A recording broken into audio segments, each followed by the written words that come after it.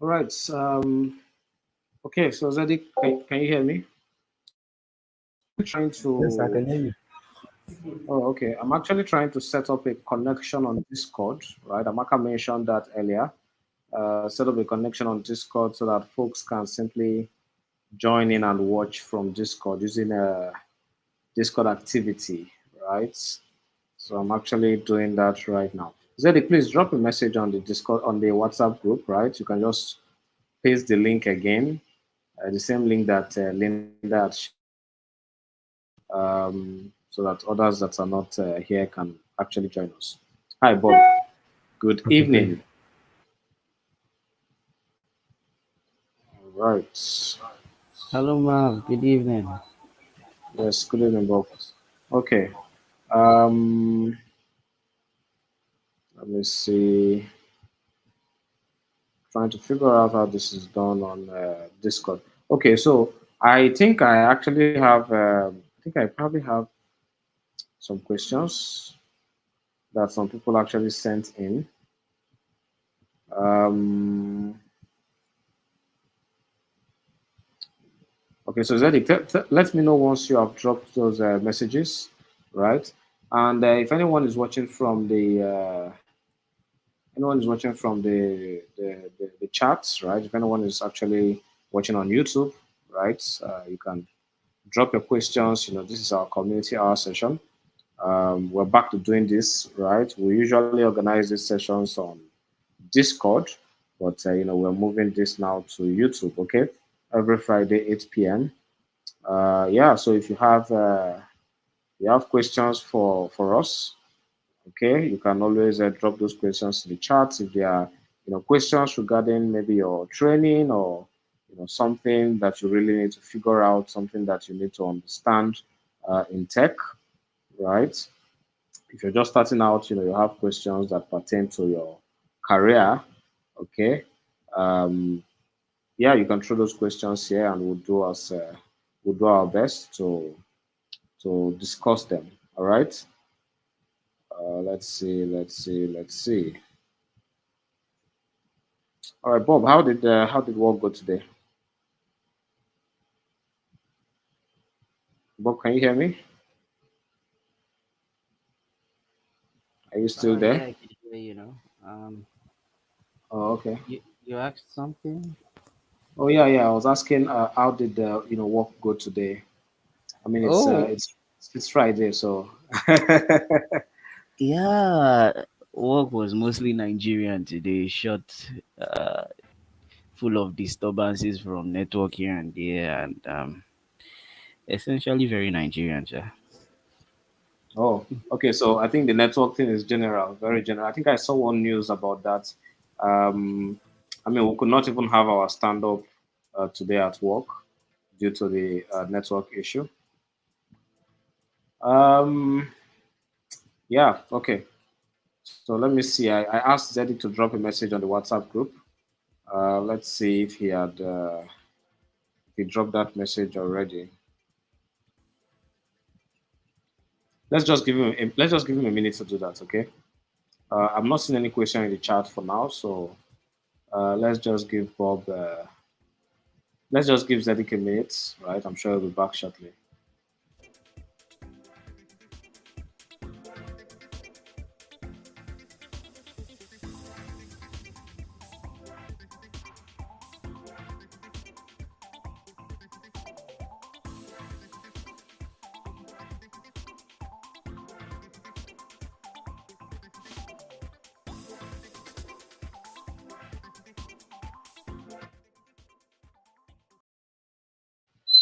Okay. All right. So I am trying to share the. Sorry, I don't know. I think Amaka is backstage. Bob, can you please pull up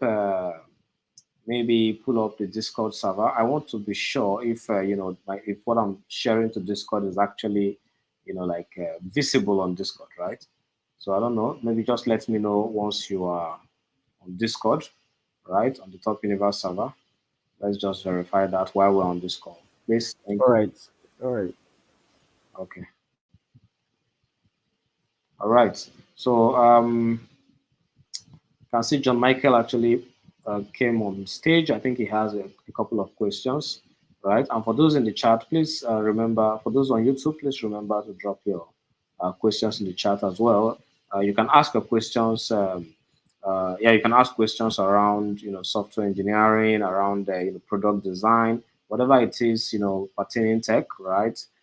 Jobs and probably your experience. Maybe you have some questions you want answers to, right? Questions regarding the program so far. For those of you in the 300 Dev Days program, feel free to ask your questions in the chat, okay? All right. So let's see. Hello, John Michael. Can you hear me? Hi, John. How are you doing? Can you hear me?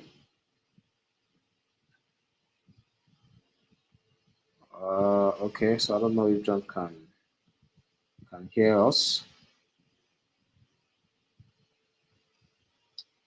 All right. So I doubt if John can hear us for now. So maybe he's still working on his connection or something.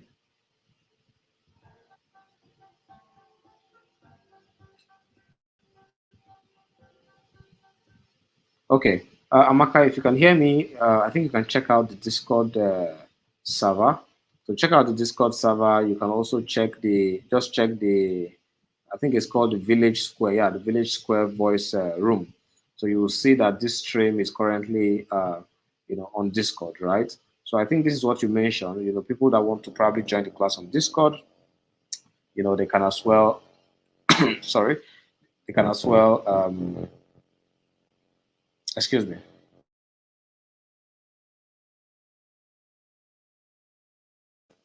All right, so they can as well just watch the stream straight from Discord. I think that actually makes sense because Discord will probably I guess reduce the quality or I mean adjust the not the quality. I think I would say the data consumption.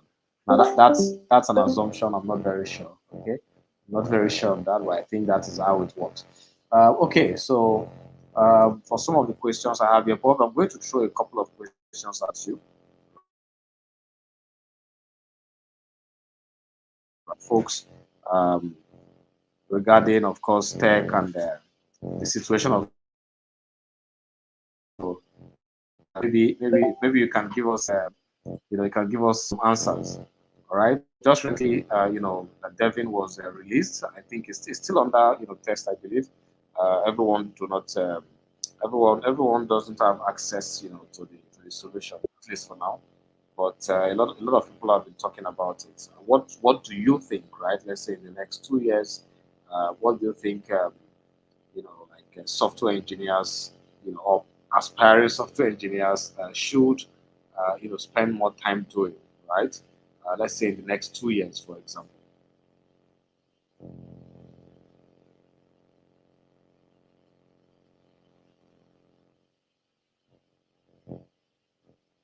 Hi, Bob. I don't know if you can hear me. Um, did you catch that, Bob?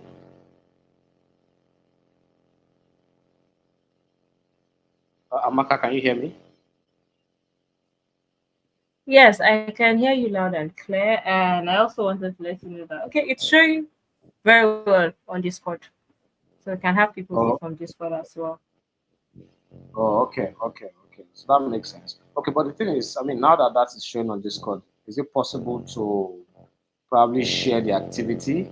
I don't know how to share that activity. I think maybe we might have to just invite folks to join in. I guess, or probably just share the link, the voice call.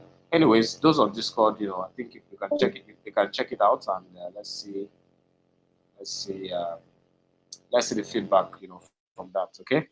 All All right, no right. problem. Thank you. Thank you.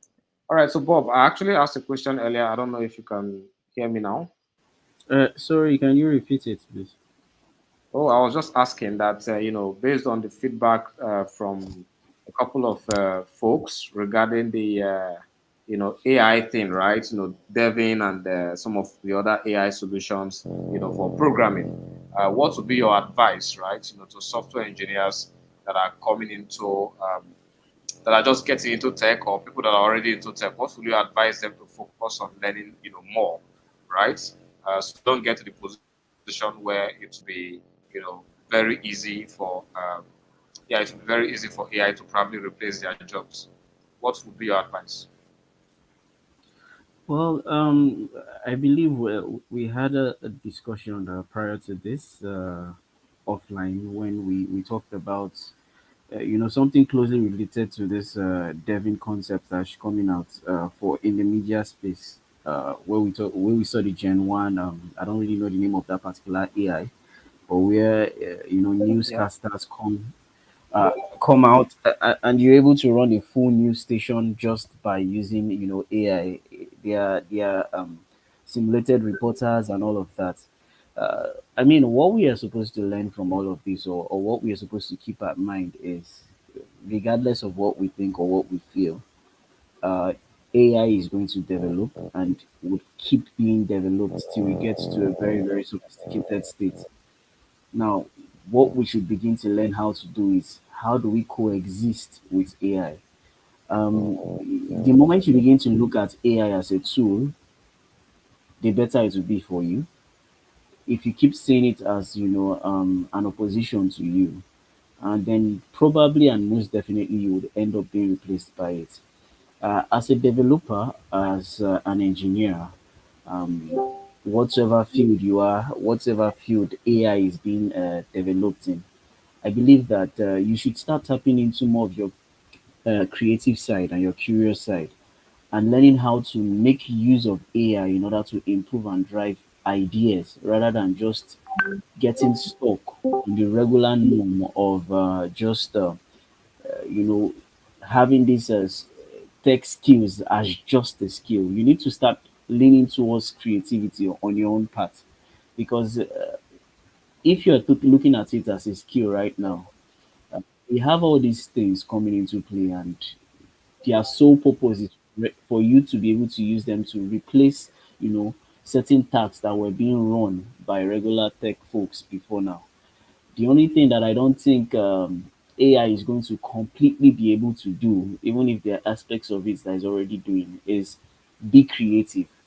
So start diving into studying, not just to learn the skill, but to be creative with it. That when you want to implement your ideas, you would rather be a professional at leveraging these tools that are available than trying to compete with them.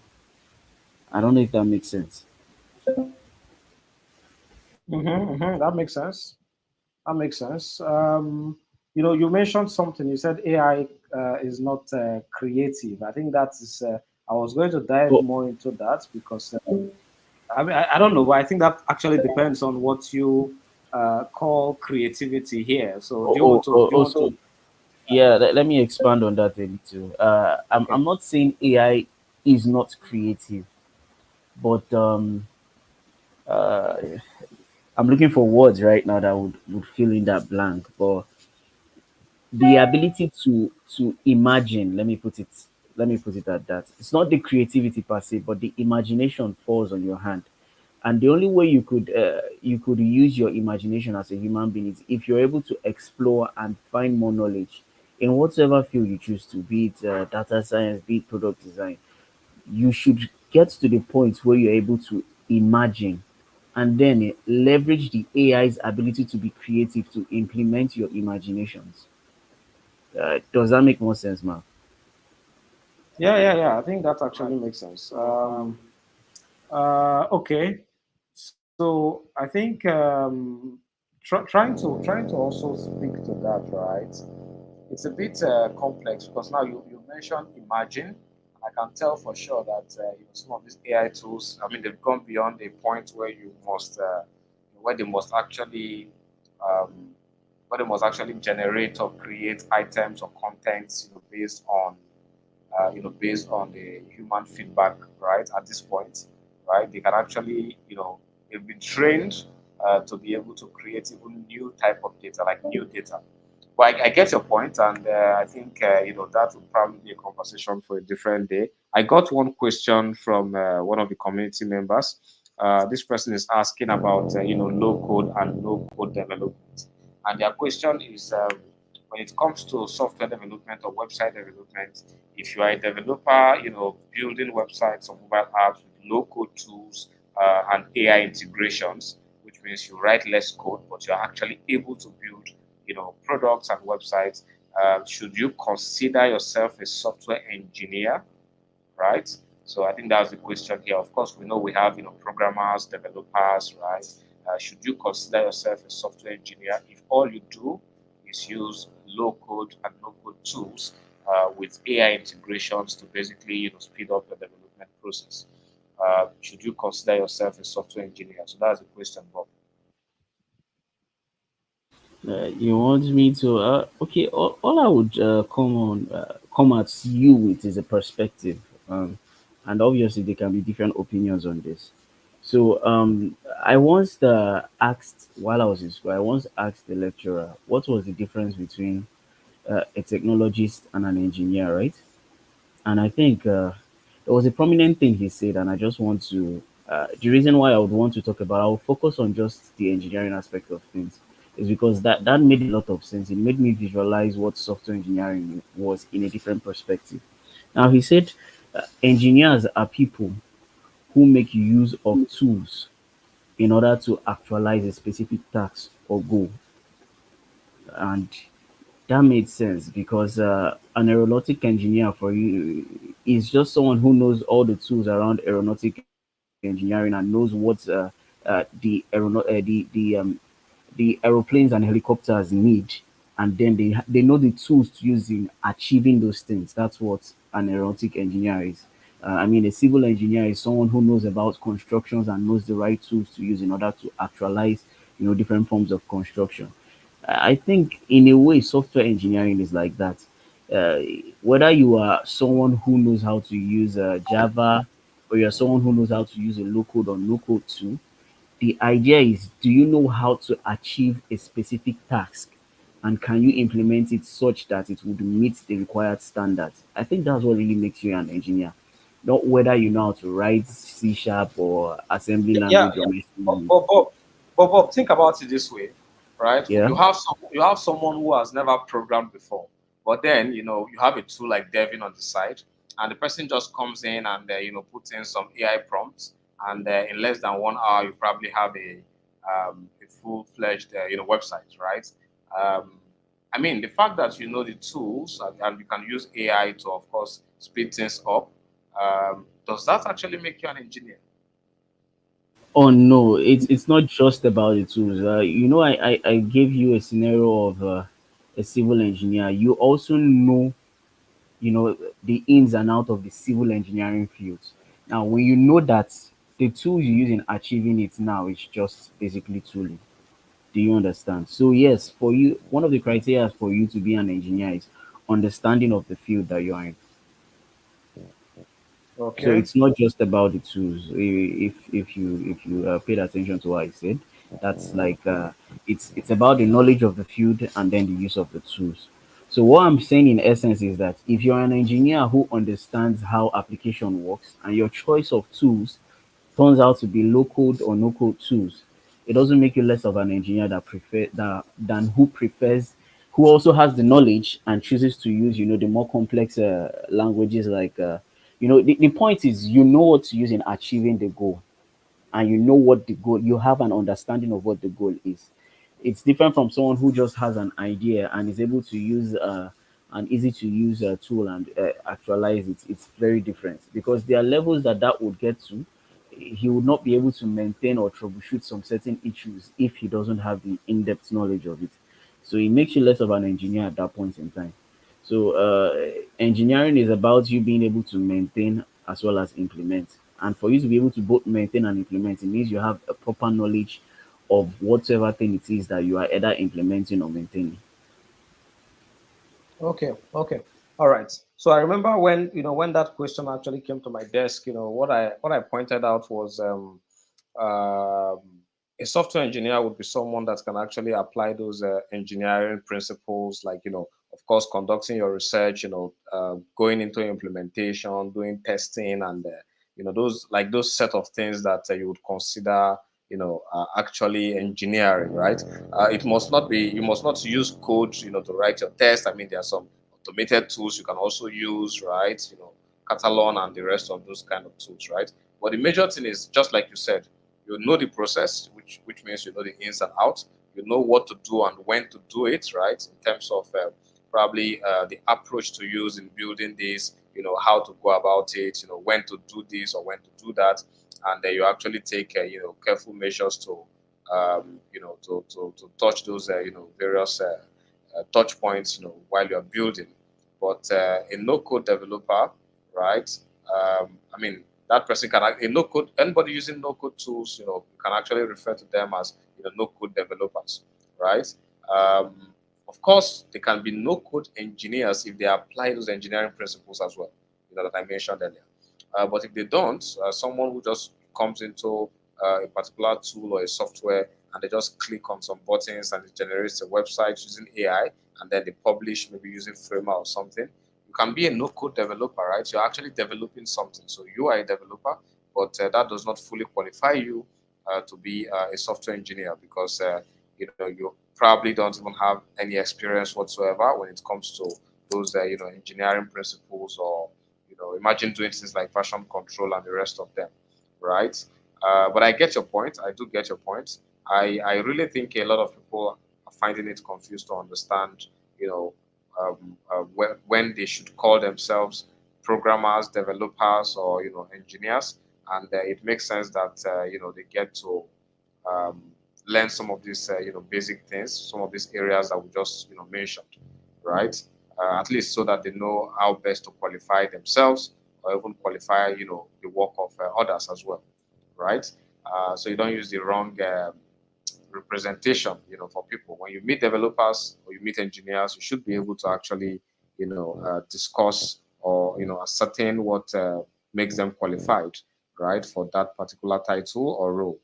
Okay, so I think another question here, Bob. This is really in your area. This is, I think you have done a couple of things around. Let's see, what's that question? I think I was going through that right now. Cyber security, right? So, just for the basics, right? Do you think software engineers need to understand or learn? I mean, tell us, even if it's the basic or the foundations of cybersecurity, right? So, what do you think? For newbies that are coming into software engineering, they've been doing this for like 4 5 months, for example. What are those major areas that you think at least they should know? When it comes to cybersecurity. Yeah, so basically, security is everybody's business, whether you're a newbie or not. Because once it comes to attacks, everyone is prone to be a victim to it. So whether you are even in the field of engineering or not, or you're a developer or not, you should be security conscious. It's everybody's business. And yes, there are basic things you need to know and basic things you need to understand in order to be able to you know to have a basic idea of security, even if it's not the major aspects of it, the minor aspects of it, basic attacks and how to prevent them as an engineer, something like the cross-site request forgery, or maybe a cross-site scripting, all those few things. There are basic mitigation techniques that are available to even junior engineers and developers for them to be able to implement. These are things that they should be conscious of, because they are things that the moment you deploy an application out there, nefarious actors out there are looking for means to, penetrate into whatsoever thing you've deployed and looking for means to use it as a source of attack to be either you yourself or people who make use of your platform. So all these things are things you actually need to know. I mean, there are higher levels to security, but the basics, keeping your forms on your website secured, ensuring that your database is properly implemented, so that such that injections don't take place. Stuff like SQL injections and all that. There are little and minor techniques that are put in place for you to be able to mitigate that while you are at the junior level as a developer. So yes, it's everybody's business, and no matter how little you need to learn, you should learn about security when you're in the engineering field or development field generally. All right, so that makes sense. So I can see we have some questions in the chat. The first one from John Michael. When starting out in this day and age of AI, how deep? Okay, so for the person that dropped that other question, I think it's better. I mean, you can drop more questions in the chat, right, on YouTube. Okay, and I hope that answers your question because Bob actually gave a very detailed answer to that, and trust me, I mean that is exactly the same thing I would have said. Security is everybody's business. I think that actually just answers it already. Um, yeah, so at least you should understand some of those basic things, right?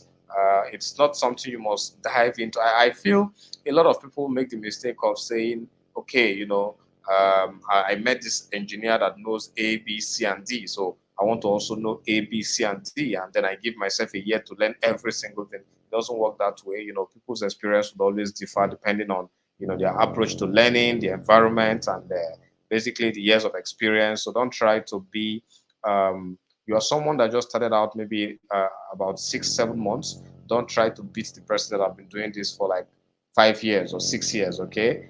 Yes, you can learn the modern things, try to ask questions and learn very well from others, but I think putting pressure on yourself will not help you.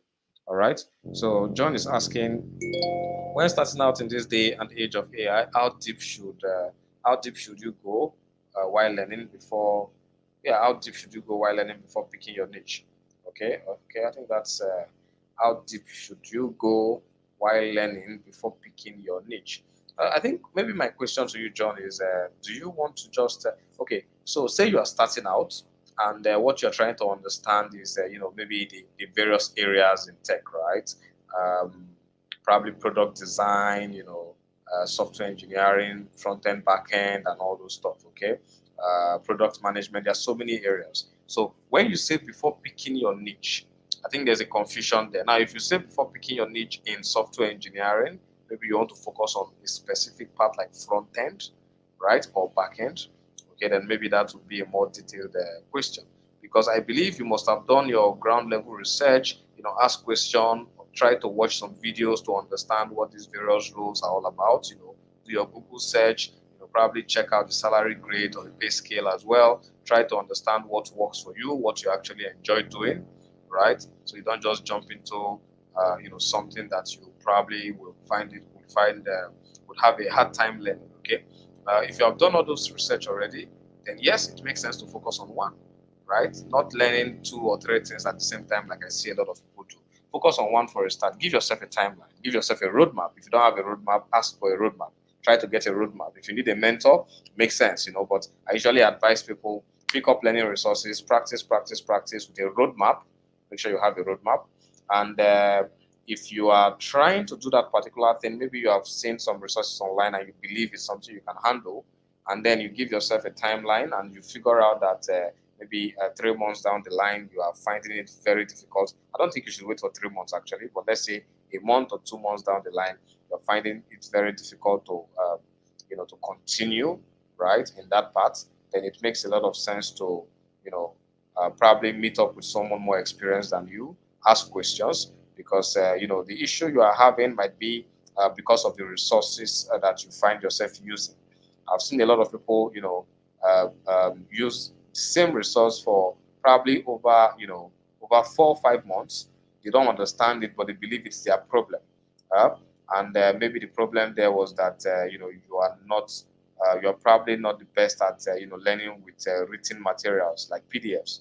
Okay, then you need to talk to someone, and maybe that person can provide some resources that would work best for you based on how that conversation went. Talk to someone that is I would say a professional in that area, or probably someone very experienced in tech as a whole, right, in tech in general. So talk to someone and have them give you advice. And when you pick a particular area, let me give an example. Say you pick backend engineering, for example.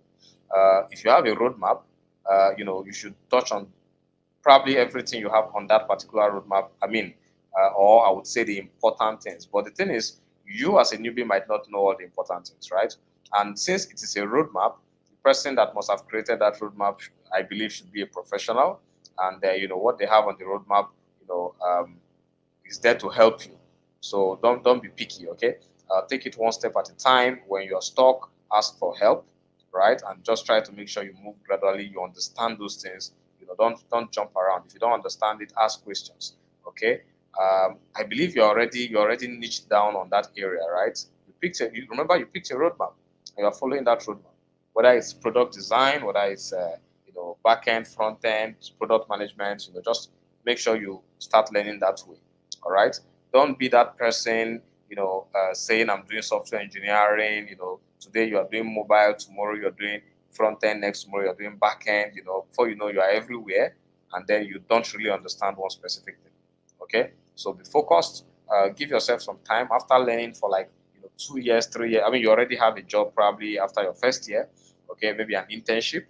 From there, you meet seniors that would also give you advice, and you build up experience. At the end of the day, experience is all that even matters, because if you are able to get an internship after your first 3 months of learning, or 4 months, right? From that internship, you begin to build up the real experience, the real world experience, right? Because some things you might find yourself learning, all the data structures here and there. I mean, they are definitely going to be beneficial, but it is possible, and I mean, this is actually very true. It is possible that 4 or 5 years down the line, you might not use some of the data structures that you saw yourself actually practicing. But it makes sense to actually learn those data structures and understand them, because it makes you a better programmer. And I'm referring to like software engineers here. Okay. Now, the fact that you have not had enough, you've not learned enough to be able to tackle some of those problems, does not mean you are not good, right? You just make sure you practice, put in that consistency. Okay. Um, the other question you put in there was, how do you fight the shiny object syndrome? So, of course, what I think you should do, remember I mentioned, if you have a roadmap, right? There's nothing, I don't think it's a bad idea that something new is out, and then you quickly do your search just to know what it is, right? Knowing what it is not a bad idea. The problem is when you decide to dive into that thing, knowing very well that you are probably not going to use it. You probably don't need it, right? So it depends on your position. If you are working, let's say you have like 4 years of experience already, okay? You are working in an organization. Now there's a new thing that came out in your domain.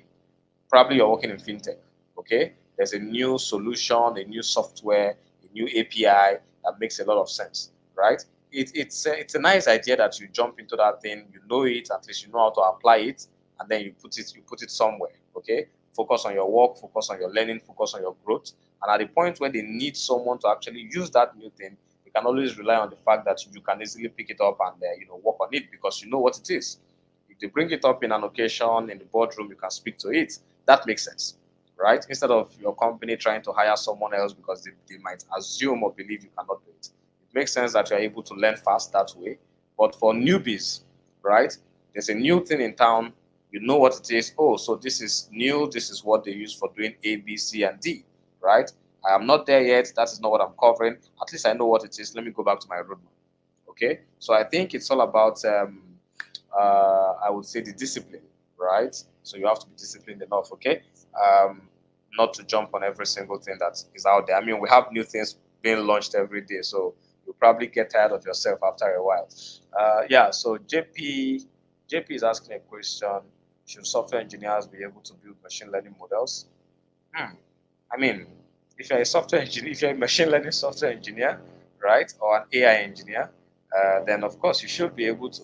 If you're a front-end engineer, I don't think there's anything related with building machine learning models in your space, right? So you should know your domain. Um, if you don't know how to build machine learning models, or you've not done that before, you've not studied enough to be able to handle things like that, I don't think you should jump into a particular area that you cannot handle. Okay. You don't need it, right? You don't need to do that if it's not your domain. If you want to go into machine learning, if you want to go into machine learning, deep learning, and all that, building neural networks, yeah, I mean, that makes sense, right? That is where you want to go into. Then you can gladly do that. Okay. But if you're a front end, back end engineer, or you are into, QA testing or automations and all those kind of stuff, right? You probably don't even need to go that route. Okay, so if you have more questions, please do well to drop them in the chat. I have one question for, let's see. Okay, this is from who? Okay, all right. Okay, so there's a question here, Bob. Let me just read that out so you can help me out here. So someone is saying, with various programming languages and frameworks available, how do I decide which tech stack to focus on for my initial learning journey? All right, I'll drop that in the chat, exactly how this person shared with me, so you can at least see that in the chat. Okay. Yeah, let's see. All right. So that's the question, Bob. Please help us out. Oh, okay. So, with various programming languages and frameworks available, how do I decide which tech stack to focus on for my initial learning journey? So, the first thing you need to decide on is what aspect of programming do you want to get into? Are you going to be focused on the front end aspect of things? Are you going to be focused on back end aspect of things? Like, where are you going to? Are you doing what area are you focused on, first of all? The next thing to consider is the learning curve of whatsoever stack you're working on. Uh, some stacks are easier to learn than others. With a bit of research, you will be able to find out which. I don't want to mention any particular name, so it doesn't seem like I'm initially recommending to you.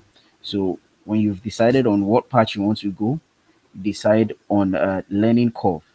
They said another thing to support the learning curve is the community behind that particular stack. So if you've decided on a stack to work with, you need to know how popular is it, how active is the community. Why is that very important? When you have questions regarding, or when you run into bugs while you are learning, the particular stack that you're learning, if it has an active community, it is easier for you to find answers to it. Also, if there's an active community behind whatever stack you're learning, it's easier for you to find resource materials for you to be able to learn for free. So if you choose to decide to learn a Python Django, or you decide to learn React, you should have considered all these things first before you pick it up. I don't know if that was too vague. What do you think, Mark? Mark, do you want to add to it to be more specific? No, no, no. I think that actually makes sense, right? Yeah, that actually makes sense. So, you probably find yourself doing front end development, right? And you have your roadmap, just like I mentioned the other time. You pick up that roadmap and you start off with, let's say, JavaScript. Let's say you've done HTML, CSS, right? So you pick up JavaScript, after a while of practicing JavaScript, working with, writing pure, JavaScript code for your website, you move on to something like Vue or React or Angular, depending on your preference, right? And of course, then your preference, I think the way you ask questions matters a lot. Okay, why should I go for Vue? Why React? Why Angular? Why we have a lot of why Ember.js? We have a lot of frameworks out there. Okay, a lot of people are picking up TypeScript. Should I pick up TypeScript? Should I pick up TypeScript at this point? Right? Is it very necessary for me right now? Um, okay, I mean, you ask yourself those questions, then you finally get the answers to those questions. You pick up the ones that you can pick up at that point in time, right? Make sure you take it one step at a time. Practice, practice, practice. Get answers from the community, from Stack Overflow. Discuss with people. Do pair programming. Now, I'll give you one advice here, right? Pair programming is probably the best thing you would do as a newbie, right? Get yourself. You guys call it accountability partner. To me, I just call it, pair programming. Get someone you can write code with. The person is happy writing code with you. You are happy writing code with the person. You learn from the person learns from you. You join a call together, maybe Google Meet, and you build together. It's fun. Trust me. You will always love to code when you have a partner or you have a friend that also enjoys coding, right? If you don't want to give up, okay? Two of you might start out as people that don't really know much, okay? But over time, just like they say, two heads are better than one. You can research together, ask questions. I actually implement this even for designers, right? It works, okay? You become better at what you do. when you are actually doing that thing actively with a group of people, in a community. Okay, so long you are disciplined enough to know why you are there. All right. So yes, I think when you are picking up a tech stack, focus on which area am I going into exactly, and maybe you can also ask yourself questions like, okay, what exactly is more popular out there? Now, the reason why I'm saying what exactly is more popular, you might not be very comfortable with that, with the most popular option, but then the least popular option is something you might enjoy using, right? That is your personal bias. Remember that at the end of the day, after learning, you are not going to work for yourself, right?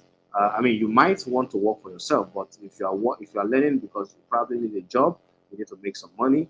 You need to also make sure you follow the trend and follow what is being used in the marketplace. Okay, so you don't end up learning a particular tool that you can't actually apply just because you have not. Yeah, just because the marketplace is not really requesting for it. Okay, so yeah, popularity. What exactly are these companies requesting for? You know, if you're doing front end or back end, are these companies looking for Vue, React, or Angular, right? And yeah, I mean, then you can actually look at the trend, uh, pick a particular area. Uh, yeah, I mean that makes sense. But one last advice is, even though you have picked a particular stack, don't limit yourself. Okay, don't be those set of developers that pick a particular area, learn a lot on that area, and then automatically develop hatred for the other set or for the other area. Don't do that. Okay, be very flexible. All right, be flexible enough. Learn to adapt. All right, learn to adapt. That is very important. Right. Okay. Bob, do you want to add any other thing, or can I drop the last? This is the last question I want us to take. I have a lot of questions here, right? But let's just take this last one. Um, Probably when we have more sessions, right? During weekends like this, you can always come in. I usually have like a session on Sunday, ask me anything, right? Uh, Related to tech, by the way. So don't come and ask me for relationship advice. Let me drop this particular question for, yeah, I think this is as a new developer, what are the recommended resources, some recommended resources, blah, blah, blah. Okay, so I'm dropping that question in the chat. And I'll pull that up on the screen. Bob, you want to take that? Oh, okay, let's hear. So as a new developer, what are some of the recommended resources, online courses, books, tutorials to learn the fundamentals of software engineering, like data structures, algorithms, and best practices? Okay, so I'm going to take it from like a broader perspective. Then I would leave it over to Mav to narrow it down to specific ideas. The journey as a new developer always there are always two routes to take. And the first route that is usually the popular option is, make use of free resources online. There are different platforms. There's the free code camp online. There are a lot of YouTube tutorials. When you've picked a stack that or a roadmap you want to work with, you could go on YouTube. You could Google a lot of things, and then piece your informations together as you go. And also another thing is, when you have all this working for you, try your best to have like a mentor who you could always ask questions to point you in the right direction, just in case you are wondering of it. You see, that's one way to do it. The other way to do it is either you join. Okay, to add to that first way is also you can join boot camps such as Top Universe, where you are going to be assisted through like the first phase of your learning. You'll be developed with quality resources. Uh, Communities like Top Universe help a lot. There are communities out there, but yes, we are in Top Universe, and that is actually a very good option to start with. Yeah, when you're able to put all these things together as a newbie, as a new developer, it's going to help guide your journey through your learning path. You see, but the other side of it is when you have to focus on paid resources. Now the advantage you have with paid resources is that they've gone through all the struggles of getting the best set of informations, getting good instructors. They've gotten the perfect roadmap. They probably have figured out the most important questions you are going to have. They have mentorship already in stock for you, and all you just need to do is pay for these things and go through the journey. There are platforms like the Takopa for you to go on to. For the young ones, you could go to platforms like Kid Club Zone.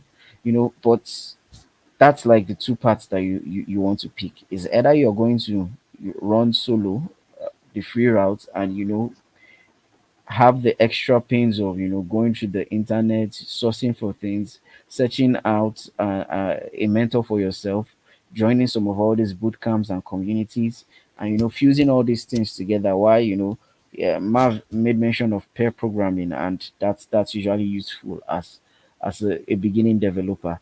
If you're able to do that, yes, it helps. You are still going to learn, despite the fact that you're going to have a little bit of effort from your end. Or you could make your money do the adjusting for you and pay for courses, and they are going to actually help with the mentorship, with the guides, and with the best of resources. And at the end, you all are still going to the same destination.